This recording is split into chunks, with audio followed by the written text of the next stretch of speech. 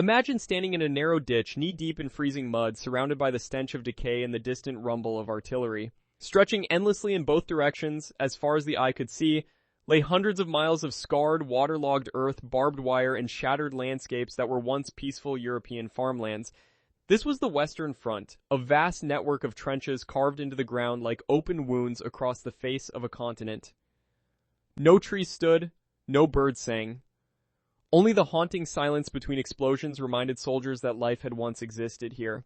World War I transformed this broken terrain into humanity's deadliest killing ground, claiming over 17 million lives before it finally ended. But what made trench warfare so catastrophically lethal? What combination of weapons, disease, leadership failures, and sheer human suffering turned these muddy ditches into graves for an entire generation of young men? That is exactly what we are about to uncover. When World War I began in the summer of 1914, military commanders on both sides expected a swift, decisive conflict fought through bold cavalry charges and sweeping infantry advances. That vision collapsed almost immediately. By late 1914, soldiers discovered that charging across open ground against machine guns, artillery, and rapid-fire rifles was not bravery, it was suicide. The battlefield had fundamentally changed, but military thinking had not caught up. Faced with catastrophic losses in open combat, commanders on both sides ordered their men to dig in. What began as shallow, temporary foxholes quickly evolved into elaborate defensive networks.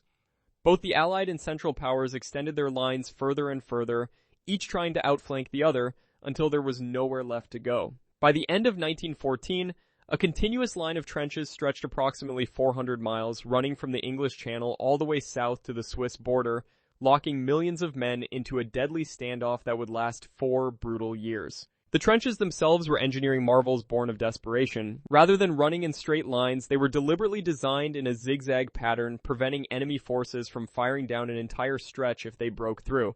Soldiers built fire steps into the trench walls, allowing them to peer over the parapet and engage the enemy. Sandbag walls reinforced the earthen sides, while dugouts carved into the ground provided cramped sleeping quarters below. Yet, for all this careful construction, the trenches offered a cruel illusion of security. Yes, the walls might stop a rifle bullet, but they were powerless against the overwhelming firepower both sides commanded. Artillery shells could obliterate entire sections in seconds. The elaborate network of passages and rooms gave soldiers a false sense of permanence in what was ultimately a death trap. These were not fortresses offering genuine protection, but rather shallow graves that soldiers happened to still be breathing inside. But even within the supposed protection of the trenches, soldiers faced annihilation from above. Artillery became the defining weapon of World War I, its thunderous roar, the constant soundtrack of the Western Front. Day and night, shells rained down without warning, turning the ground into a churning nightmare of craters and collapsed earth. Soldiers could do nothing but press themselves against trench walls and pray. The psychological weight of waiting for the next shell was itself a form of torture. And the numbers tell a brutal story. Artillery alone accounted for nearly 60% of all casualties throughout the entire war. That staggering figure means more than just wounds and death. It means entire sections of trenches simply ceased to exist after a bombardment reduced to rubble in seconds. Soldiers were buried alive under collapsed walls of earth and debris, suffocating in the very structures built to protect them. The trench offered shelter, but against artillery, it was never truly enough. Entire battalions were cut down within minutes, their bodies left scattered across the mud, never reaching the enemy lines they were ordered to capture. This meant climbing out of the relative shelter of the trench and charging across no man's land, the barren stretch of devastated earth separating the two opposing armies. Imagine standing in that trench, heart pounding, hands trembling, waiting for the whistle to blow. The ground ahead was a nightmare landscape of shell craters, barbed wire, and rotting bodies. The moment a soldier climbed over the parapet, he became an exposed target crossing open ground sometimes hundreds of yards wide. Enemy machine guns swept the field in deadly arcs, snipers tracked every movement. Artillery shells tore massive craters into the earth around advancing men. Survival in those moments felt almost impossible. No weapon defined the horror of trench warfare quite like the machine gun. Before World War I, infantry battles still carried remnants of older tactical thinking, where mass charges could overwhelm defensive positions. The machine gun ended that era permanently and brutally. A single machine gun could unleash up to 600 rounds per minute, creating an almost impenetrable wall of lead across open ground. Soldiers charging across no man's land had virtually no chance against these weapons, which required only a small crew to operate, but could cut down entire battalions within minutes. The Battle of the Somme stands as the most devastating proof of this reality. On July 1st, 1916, British forces went over the top following days of intense artillery bombardment, believing German defenses had been destroyed. They were catastrophically wrong. German machine gunners emerged from their deep bunkers and opened fire. By nightfall, 57,000 British soldiers were casualties, making it the bloodiest single day in British military history. While artillery and machine guns represented the war's most dramatic killers, snipers introduced something perhaps more psychologically devastating: the threat of sudden, silent death at any moment. Even during the quietest periods between major offensives, soldiers could never truly relax. The trenches offered no genuine sanctuary. Every moment above the parapet carried potentially fatal consequences. Enemy snipers, often positioned hundreds of yards away in carefully camouflaged hides, would wait patiently for hours. A soldier momentarily raising his head to observe no man's land, perhaps checking on a wounded comrade or simply seeking fresh air, could be dead within seconds. The bullet would arrive before the sound of the shot. This constant invisible threat created a unique psychological terror that ground down soldiers' mental resilience day after day. Men learned to move in specific patterns, avoid predictable routines, and trust nothing beyond the trench walls. Survival required absolute exhausting vigilance every single waking moment. Adding to the constant threat of snipers came a new and terrifying weapon that soldiers had never encountered before. In April 1915, German forces released 168 tons of chlorine gas near Ypres, Belgium. Allied soldiers watched a strange yellow-green cloud drifting silently toward their trenches, having no idea what it was until it was too late. Chlorine gas destroyed lung tissue, causing men to essentially drown in their own fluids. Then came phosgene, responsible for 85% of all gas-related deaths during the war, colorless and nearly odorless, making it virtually undetectable until symptoms appeared hours later. Most devastating of all was mustard gas, introduced in 1917. Unlike its predecessors, mustard gas did not kill quickly. It clung to everything, contaminating trenches, equipment, and clothing for days.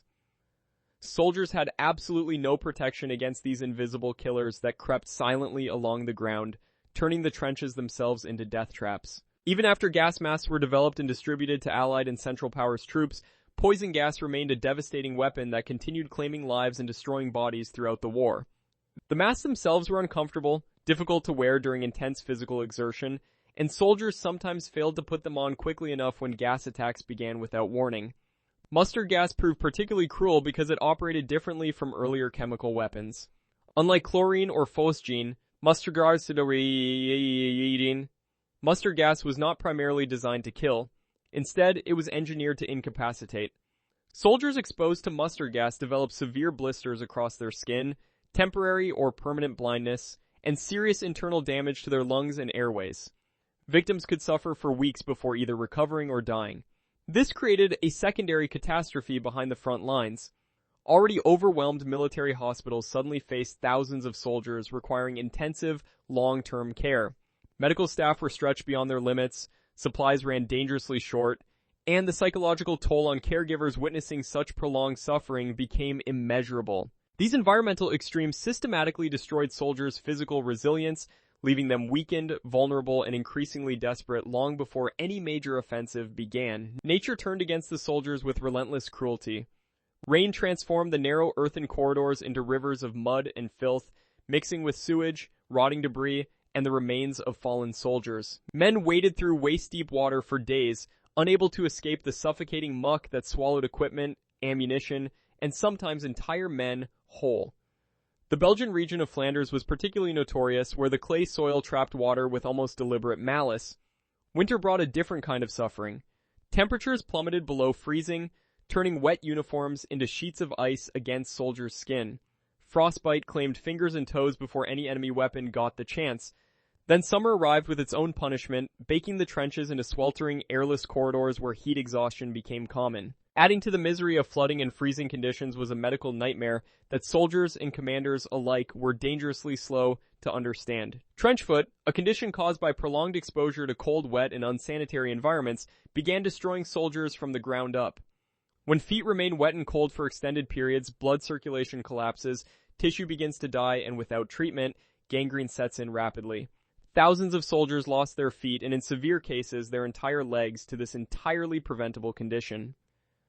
Early in the war, military leadership failed to recognize trench foot as a serious medical threat, dismissing complaints or attributing them to poor discipline. Simple preventative measures like dry socks, foot inspections, and whale oil applications were not widely implemented until casualties mounted into the tens of thousands. By the time proper protocols were established, irreversible damage had already been done. These were not battlefield losses, they were institutional failures that cost soldiers their limbs and their lives. The invisible enemy within the trenches proved nearly as merciless as the one standing opposite across no man's land. Dysentery, typhoid, and trench fever tore through military units with terrifying efficiency, spreading rapidly through contaminated water, rotting food, and the appalling sanitation conditions soldiers endured daily. Trench fever alone was transmitted by the enormous lice populations that infested every soldier without exception. These tiny parasites crawled through clothing, hair, and skin, impossible to fully eliminate despite desperate attempts at delousing. Soldiers spent hours picking lice from their uniforms, yet the infestation never truly ended. During certain periods of the war, disease casualties rivaled those caused by direct combat, sometimes even surpassing them. Field hospitals behind the front lines became overwhelmed, medical supply chains stretched beyond their limits, and trained doctors and nurses struggled to manage the relentless flow of sick and dying men. The invisible wounds of trench warfare claimed thousands of minds long before the guns finally fell silent. Soldiers called it shell shock. Today we recognize it as post-traumatic stress disorder. Imagine enduring months of relentless artillery bombardment, watching friends die beside you, living surrounded by rotting corpses, never sleeping without fear. The constant noise alone, explosions thundering day and night, was enough to shatter a person's sanity entirely. Thousands of soldiers developed uncontrollable tremors, paralysis, blindness, and complete psychological collapse without receiving a single physical wound. Yet the military establishment largely dismissed shell shock as weakness or cowardice. Commanders viewed psychological breakdown as a disciplinary problem rather than a medical condition deserving compassionate treatment. Tragically, some soldiers executed for cowardice or desertion were almost certainly suffering severe psychological trauma. Men who simply could not function anymore were court-martialed and shot, their suffering criminalized rather than treated. Beyond the weapons and the disease, one of the most tragic contributors to the death toll was the catastrophic failure of military leadership on both sides. Generals, many of whom had trained in an era of cavalry charges and open battlefield maneuvers, struggled to adapt to the brutal realities of modern industrial warfare.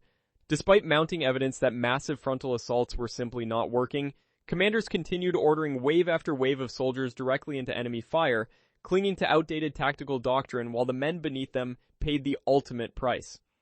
The Battle of Verdun stands as perhaps the most devastating example of this institutional blindness.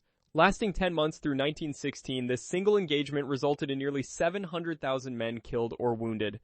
Both French and German commanders fed soldiers into the battle like fuel into a furnace, convinced that sheer willpower and numbers could break the stalemate, while the trenches filled endlessly with the dead. Beyond enemy weapons and disease, the sheer logistical chaos of the Western Front condemned thousands of wounded soldiers to preventable deaths. Supplying 400 miles of trenches was an almost impossible task. Communication lines were constantly severed by artillery bombardments, leaving commanders unable to coordinate reinforcements or medical evacuations. Supply wagons struggled through seas of mud, often arriving too late or not at all. Wounded soldiers lying in no man's land faced a particularly grim reality. Stretcher bearers risked their own lives attempting rescues under enemy fire, and many simply could not reach the fallen in time. A man with a survivable wound might bleed out over hours just yards from help that could never safely reach him. Field hospitals behind the lines were perpetually overwhelmed, understaffed, and undersupplied.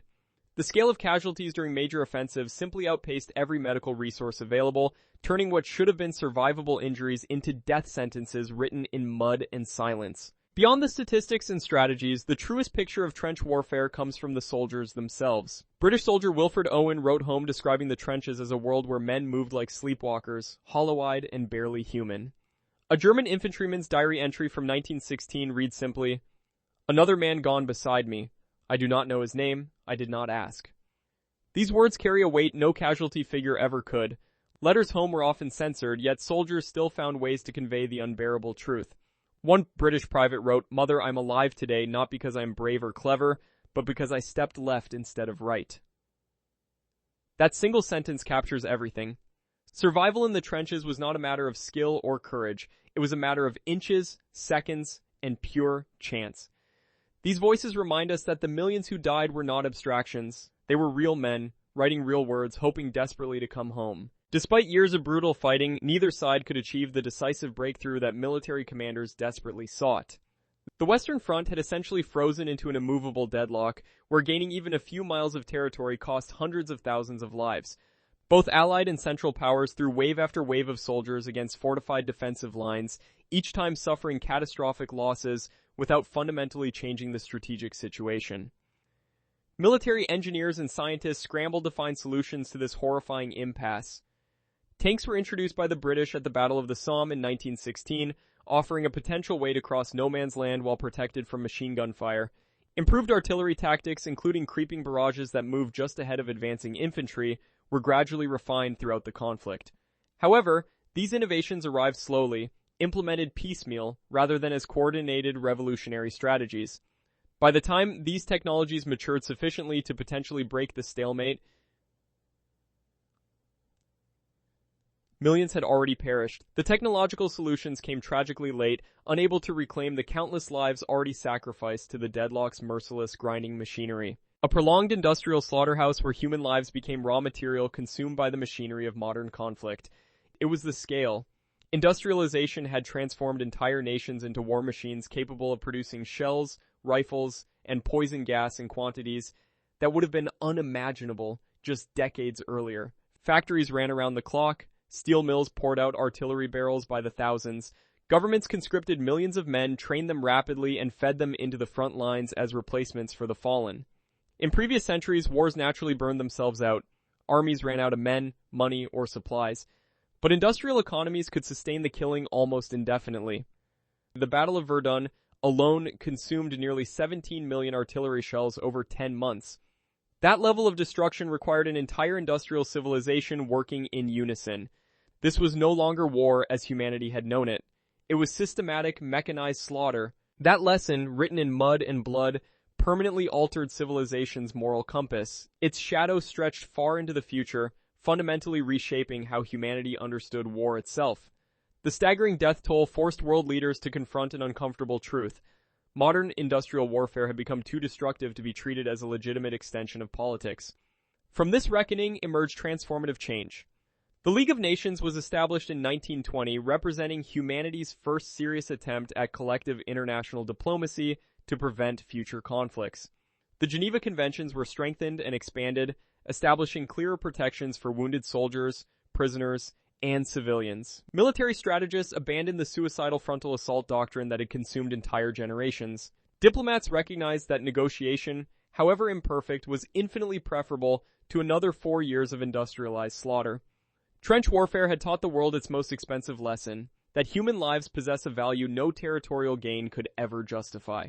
The least we can offer them now is our memory, our understanding, and our absolute commitment that humanity never again builds its graveyards on such a devastating scale.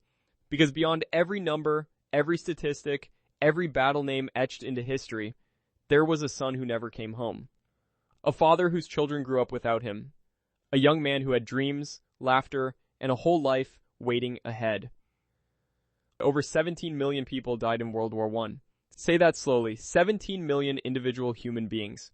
Understanding why so many soldiers perished in those trenches is not simply an academic exercise, it is a moral obligation. We owe it to every soldier who suffocated in poison gas, who drowned in Flanders mud, who was broken beyond repair by the endless thunder of artillery, to truly understand what happened and why.